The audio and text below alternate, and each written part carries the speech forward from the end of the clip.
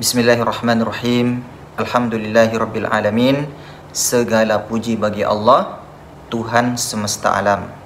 Salawat dan salam semoga tercurah kepada Nabi Muhammad sallallahu alaihi wasallam, keluarganya, sahabatnya dan umat beliau hingga akhir zaman.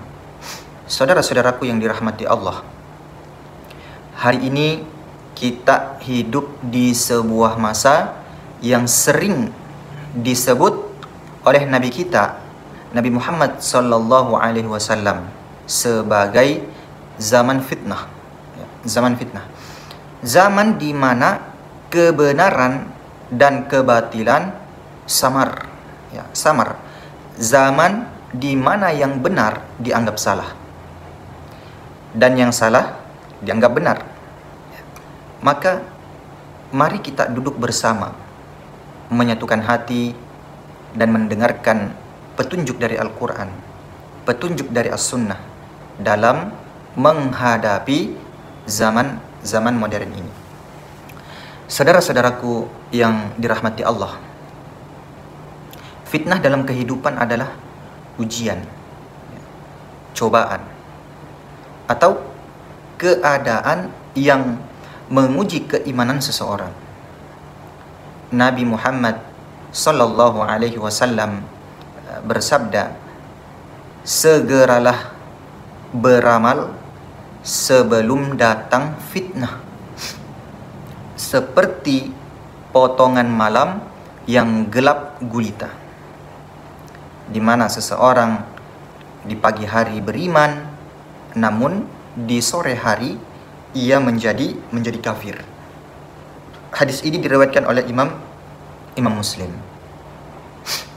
Fitnah bisa datang dari berbagai sisi. Harta, wanita, kekuasaan, media, perpecahan umat, dan bahkan dalam urusan agama. Di antara tanda-tanda zaman fitnah, tanda-tanda zaman fitnah adalah banyak orang bicara tanpa ilmu. Ilmu diangkat, ulama wafat. Kemudian media menjadi sumber kebenaran, bukan Al-Quran, bukan Al-Hadis, As-Sunnah. Kemudian tanda zaman fitnah, orang bodoh merasa dirinya benar, dan orang yang benar itu dianggap sesat. Orang benar dianggap sesat. Itulah tanda-tanda zaman fitnah. Nabi SAW bersabda, akan datang kepada manusia tahun-tahun penuh penipuan. Penuh penipuan, di mana pendusta dipercaya dan orang jujur didustakan. Hadis ini diriwayatkan oleh Imam Ahmad.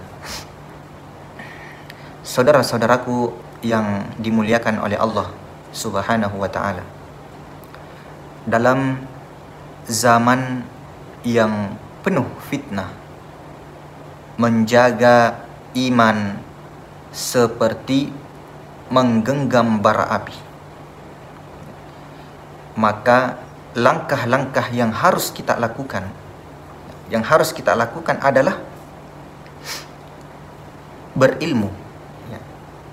Ilmu sebagai pelita. Ilmu adalah cahaya di tengah kegelapan. Tanpa ilmu, kita akan mudah tertipu oleh fitnah. Harus berilmu. Barang siapa Allah, dalam sebuah hadis, barang siapa Allah inginkan kebaikan padanya, maka Allah akan pahamkan dia dalam urusan agama. Hadis ini diriwayatkan oleh Imam Bukhari dan Imam Muslim. Kemudian bersama jamaah muslimin dan ulama, berpegang teguh kepada kebenaran yang dibawa oleh ulama Rabbani. Jangan menyendiri dalam beragama. Dalam sebuah hadis, hendaklah kalian bersama jamaah kaum muslimin dan imam mereka. Hadis ini diriwayatkan oleh Imam Tirmidzi. Saudara-saudaraku sekalian, sabar adalah senjata utama ya menghadapi zaman penuh fitnah.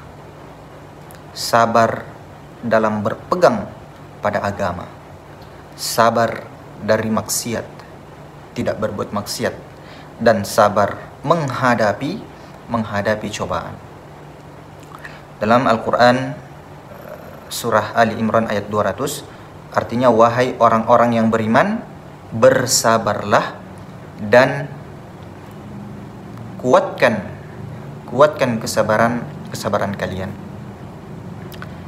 Istiqomah adalah tetap teguh di atas jalan Islam walau lingkungan menggoda dan dunia menggiurkan. Dalam suasana dunia yang kacau, ibadah adalah pelindung hati. Ibadah adalah pelindung hati. Dalam sebuah hadis, artinya bersegeralah beramal sebelum datang fitnah seperti potongan malam. Perbanyak doa. Doa yang diajarkan Nabi ketika menghadapi fitnah. Allahumma tsabbit qalbi ala dinik. Allahumma tsabbit qalbi ala dinik. Ya Allah, tetapkanlah hatiku di atas agamamu. Saudara-saudaraku sekalian yang dimuliakan oleh Allah Jalla Jalaluh, hindari tempat dan sumber fitnah, terutama yang beredar lewat media sosial dan dunia digital. Jangan terlalu sering mengakses berita hoaks. Ya, jauhi perdebatan di dunia maya yang tak akan membawa kebaikan. Jangan tergoda oleh gaya hidup yang tidak islami. Ya. Mari bergaya secara islami.